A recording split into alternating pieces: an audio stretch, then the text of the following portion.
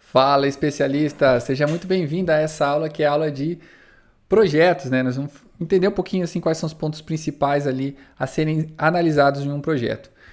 Esse trabalho não é um trabalho que ele tem que ser feito por um estrategista, então ele é um trabalho que geralmente o dono da empresa ele tem que entender. E você como especialista, até você ter uma empresa onde você vai delegar essa função, você tem que entender muito bem como que funciona um projeto. E aqui tá alguns pontos que você precisa analisar para poder estruturar um projeto de uma maneira consistente. O próximo passo que a gente vai ver agora é o processo. Para o processo poder acontecer, você tem que estabelecer esses pontos aqui de uma maneira muito consciente.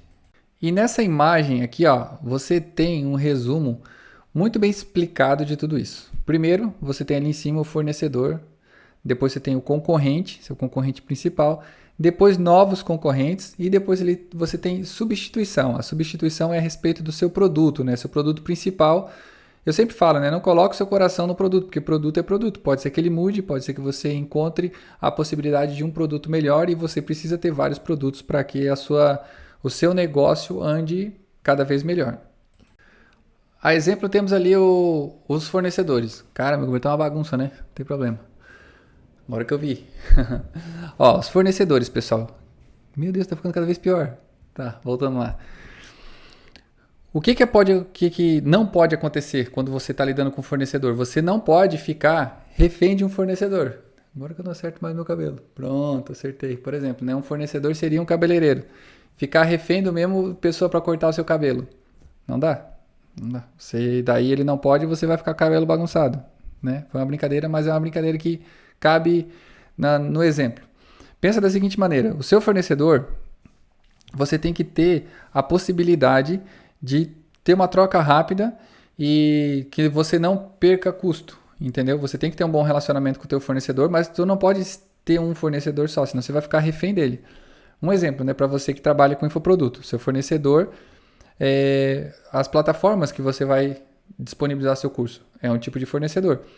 Se uma plataforma dá problema, você tem que ter isso, uma maneira de trocar para outra plataforma rápido, sem que seu cliente perceba ou sem que seu cliente sinta muito essa transferência.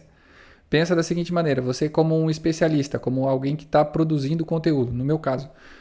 Os meus especialistas, eles acabam sendo os meus fornecedores. Então, eu tenho um determinado assunto que eu quero montar na escola. Se eu tenho um professor só sobre aquele assunto, eu acabo sendo refém daquele professor. Então, o que eu faço? Várias pessoas falam sobre aquele assunto, na hora que eu precisar, eu vou ter as pessoas que eu escolho. Várias pessoas falam sobre esse mesmo assunto, e aí quando alguém não puder fazer esse trabalho, eu pego outro professor e ele consegue ser substituído. Dessa maneira, não me tornei refém daquele fornecedor. Isso você tem que aplicar para qualquer tipo de negócio. Você não deve ter apenas um fornecedor. Você tem que pegar, mapear vários fornecedores, saber qual que é o melhor custo-benefício que você vai ter. E aí você trabalha com o fornecedor, mas sempre deixando 2 ou 3 fornecedores ali em stand-by para aquele tipo de matéria-prima ou aquele tipo de negócio. O outro pilar aqui é o pilar de concorrentes. Aqui você tem que tomar muito cuidado, porque você tem que mapear muito bem o seu concorrente, modelar eles se for necessário, né? Você modela aquelas pessoas que são grandes players, pessoas que estão muito bem no mercado para saber o que eles fazem para acertar, isso é muito importante. Só que o que você tem que cuidar? Que às vezes você começa a fazer uma concorrência e aí cuidar para que essa concorrência não te gere prejuízo. Porque o que acontece? Às vezes fica nessa guerra tão grande com o concorrente que acaba baixando tanto o preço, no final nenhum dos dois tem lucro. E aí é isso que você tem que entender. Você vai mapear ele, vai ver até onde vale a pena, até onde você consegue ir. E uma sacada muito boa que tem quando você trabalha com essa parte da concorrência, que vai fazer você se diferenciar, é a PUV, que é a sua proposta única de valor.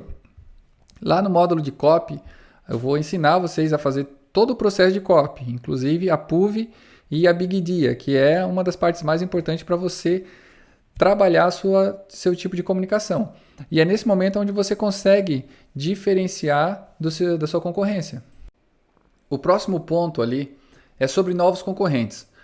Se a intenção do seu negócio é gerar equity, é vender ele futuramente, as pessoas que forem comprar o seu negócio, eles vão olhar e vão ver o quanto o seu negócio é fácil de entrar novos concorrentes. Isso vai acabar diminuindo o valor de mercado dele. Eu vou deixar aqui na descrição um link de um episódio do Primocast. Então eu aconselho você a assistir esse vídeo e aí você vai ver ali que vai ter um rapaz que ele vende chá e ele quer 800 mil pela empresa dele, né? Para ser sócio da empresa dele. Só que, e aí o Thiago ele pega e fala algo muito interessante, né? Qual que é a barreira que impede de novas pessoas fazer o mesmo serviço que você faz? Pegar a erva que você faz e fazer o mesmo chá, o mesmo suco que você faz. E aí, realmente, o que acontece? Se não tiver uma proposta única de valor, se não tiver... Lembra lá quando eu falei para vocês sobre a composição de um negócio? Que a composição química, o elemento, qual que é o método, qual que é a fórmula. Se não tiver algo que seja único, beleza, eu vendo chá, mas tem um segredo aqui que vai dar esse tipo a fórmula da Coca-Cola. Lembra que o pessoal diz que até hoje não se sabe a fórmula da Coca-Cola? É disso que eu estou falando. O que faz você ser único? E aí tem que ter essa barreira para que novos concorrentes não consigam impedir que você desenvolva no mercado. E o próximo elemento ali é a substituição do produto. E aí você tem que entender que o seu produto ele pode ficar obsoleto. Por exemplo, você vê lá a fita cassete, ela já não tem mais configuração no mercado de hoje. Mas você tem que ficar atento às inovações do mercado para saber se esse produto vai ser obsoleto ou não. Posso dar um exemplo aqui que é esse curso. Esse curso ele é um formato de uma aula gravada e aí eu posso utilizar esse curso durante muito tempo. 1 ano, 2 anos, 3 anos talvez. Pode chegar um momento que não seja mais preciso fazer um curso como esse, né? Tem lá o Elon Musk, está inventando aquela Neuralink, né? Que é onde você coloca tipo como se fosse um chip na cabeça ou um boné que você acaba absorvendo aquelas informações todas.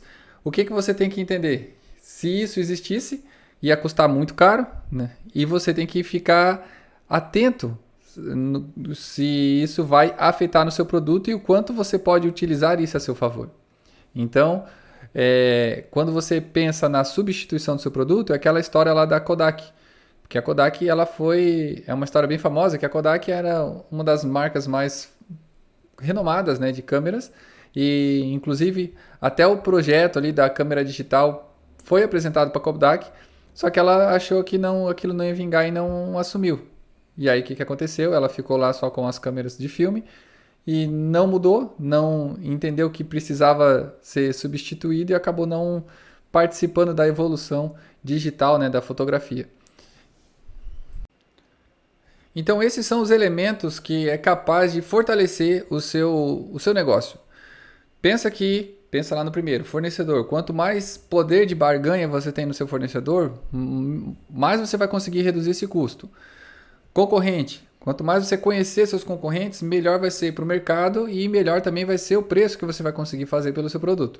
Novos concorrentes. Quanto mais você blindar o seu produto, melhor vai ser para o seu resultado final. Pensa na Microsoft. É muito difícil tu ter um concorrente à altura da Microsoft. Por quê? Porque eles blindaram tanto os produtos dele que a pessoa tem que ter tanta tecnologia para poder entrar no mercado e competir de igual para igual com uma empresa nesse ponto, né? Nesse nível. E substituição. Entender que as coisas elas evoluem muito rápido, ficar atento a essa inovação e se adaptar ao mercado. O exemplo lá, pensa no exemplo da Uber. A Uber, ela não foi feita para... como ela está sendo feita agora, né? Antes só tinha o táxi que levava você do ponto A para o ponto B. Agora você tem a Uber, e aí teve aquela guerra lá entre Uber e táxi, mas a Uber ainda está em seu MVP, é um protótipo, porque a intenção da Uber é fazer os carros serem autônomos.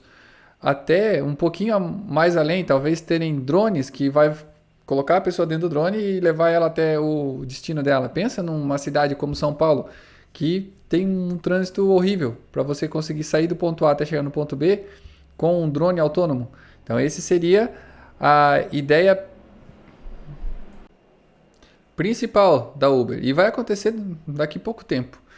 Então, isso aqui ele é o suficiente para você blindar o seu negócio, estabelecer relações saudáveis com seus fornecedores para ter um bom poder de barganha, identificar os seus concorrentes, identificar a possibilidade de novos concorrentes e blindar eles e ficar atento às inovações e à substituição do mercado.